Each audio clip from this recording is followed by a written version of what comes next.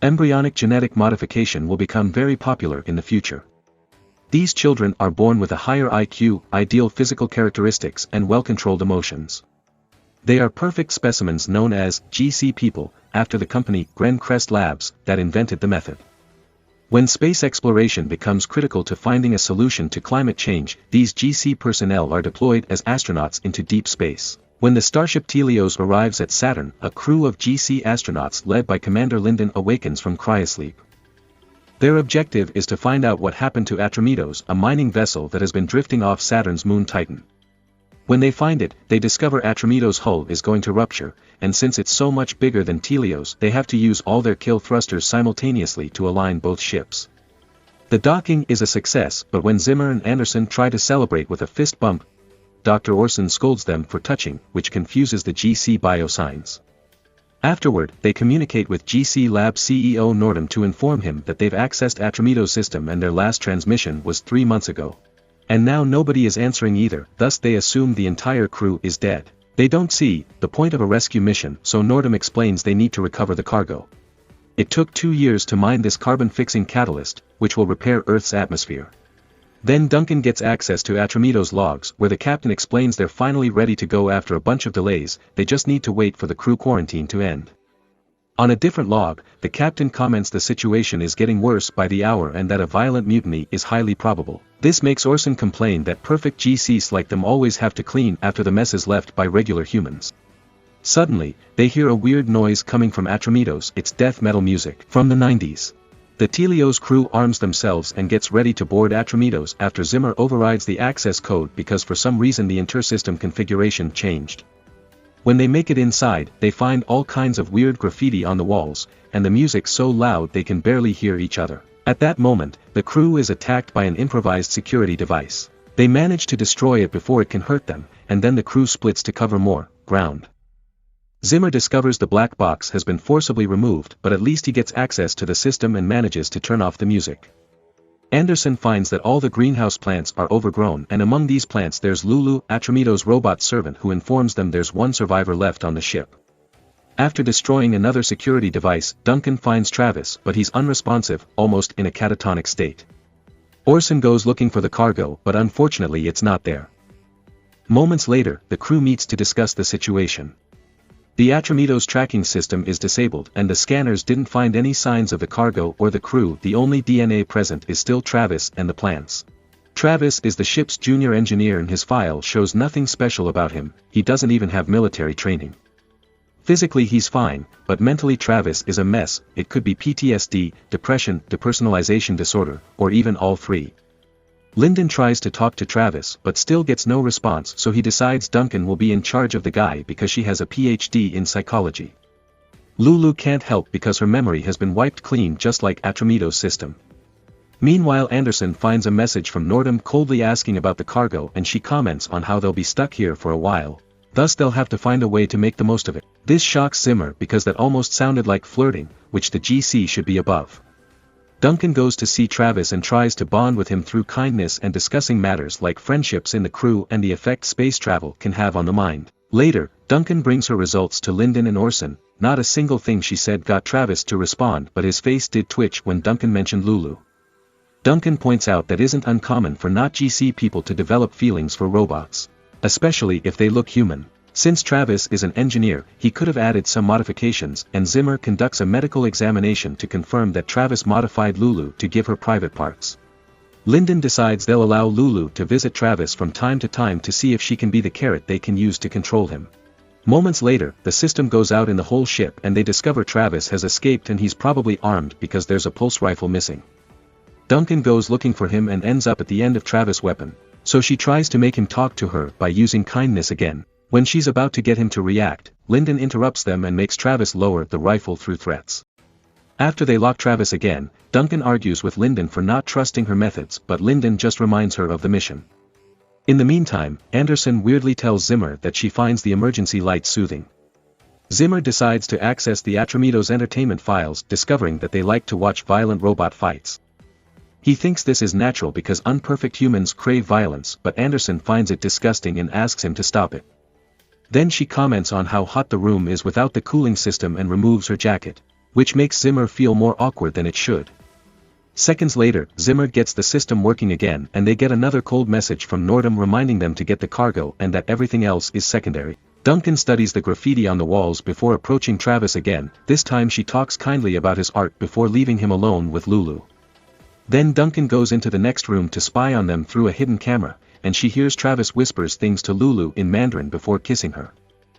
Afterward, Duncan goes looking for Orson and finds him wandering in a corridor because he forgot what he came here for, which is strange because he never forgets anything. Zimmer knows Mandarin, so Duncan plays the recording of Travis' words, which are gargled, because of the whispering. Zimmer can make out the words unable, belief and near and wonders why Travis' profile didn't say he knew languages, but he promises he'll work on translating the full conversation. Duncan goes back to watching Travis and Lulu and discovers her hand is shaking. So she makes it stop before anyone can notice. Since Travis isn't talking anymore, Duncan makes Lulu leave the room and asks her what Travis said, to which Lulu responds Travis told her in his mind they are together every moment.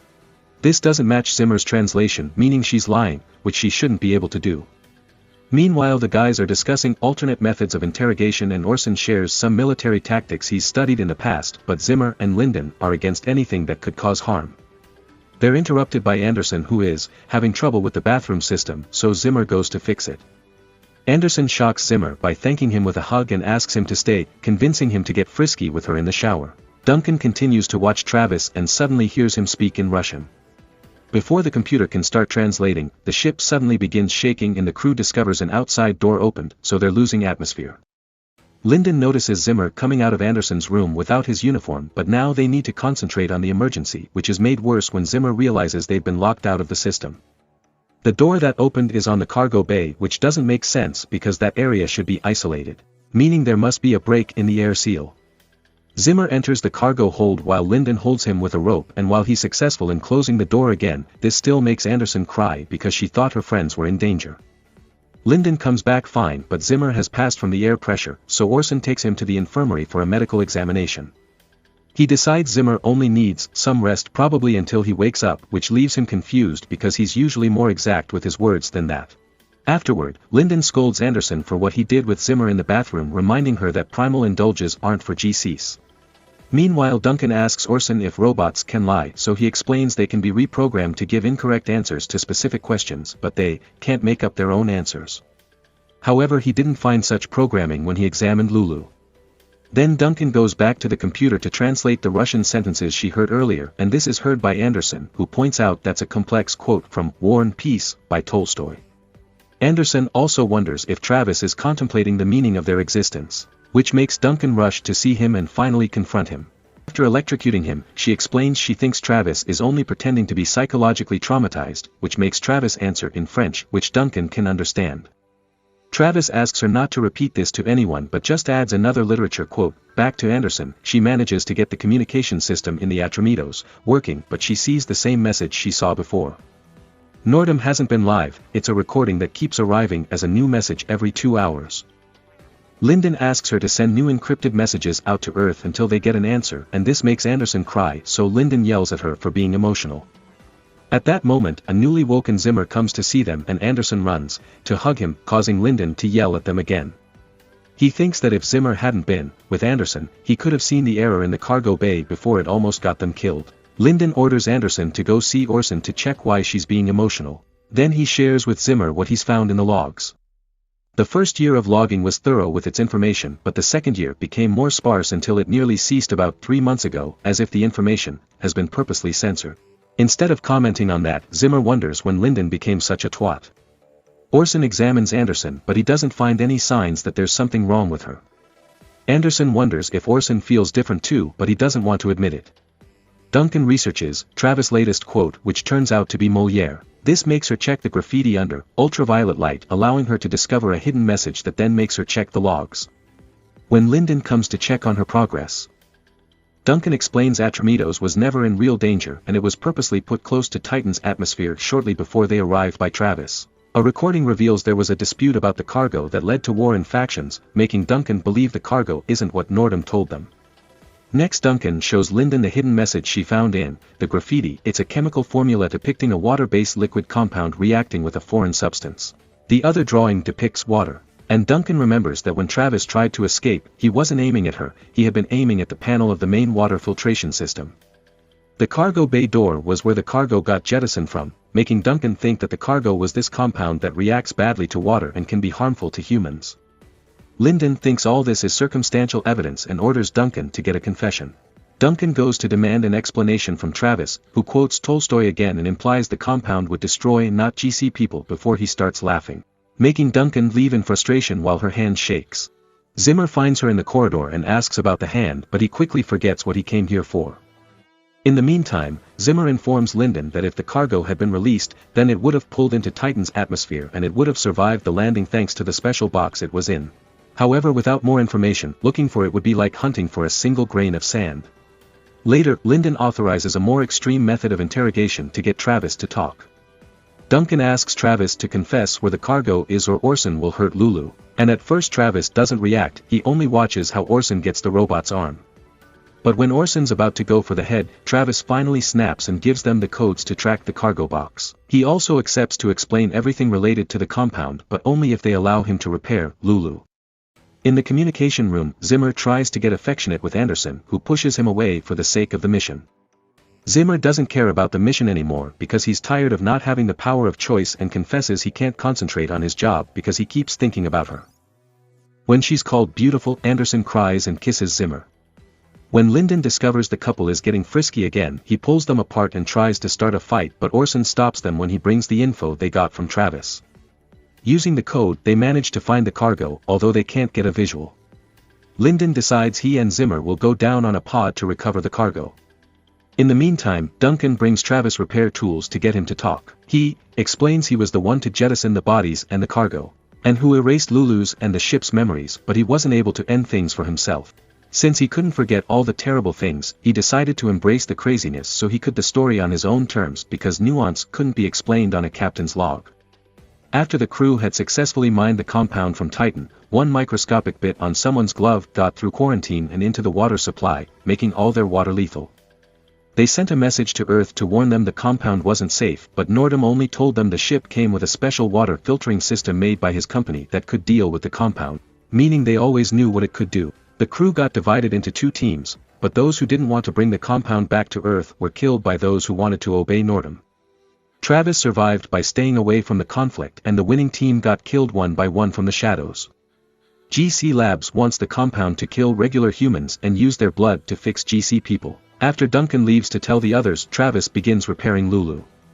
Meanwhile, Anderson finds a message from Nordum, saying this will be his last. Nordum knows that the crew is probably feeling the symptoms of unwanted emotions by now and explains that the DNA of every GC person has a tracking code that was supposed to be inert, but it's mutating and causing irreversible neurological problems. The Earth is burning and regular humans are being hunted just like Travis said, and the crew only has a few hours before they'll go completely mad.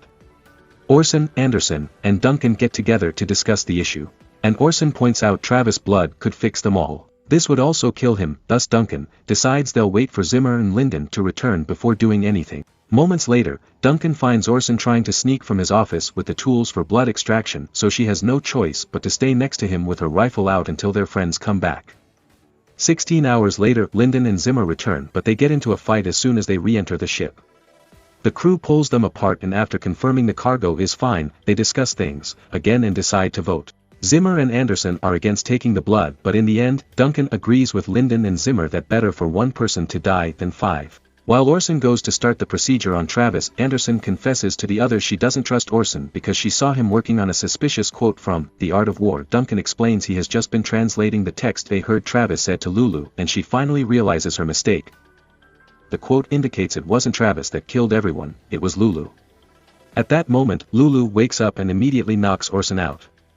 The crew rushes to get their rifles, but when they make it to the rec room, Orson is unconscious and Lula has left with Travis.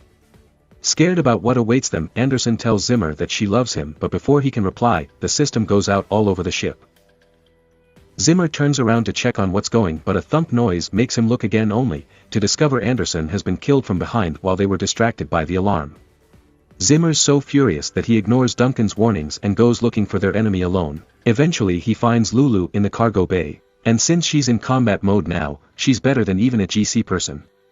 Zimmer manages to land a hit or two on her, but Lulu still overpowers him and kills him. Duncan is found by Travis, who immediately knocks her out with his rifle, but this gives out his position and allows Lyndon to shoot him too. When Lulu comes down that corridor, she walks by Duncan's body thinking she's unconscious, but it's all a trap.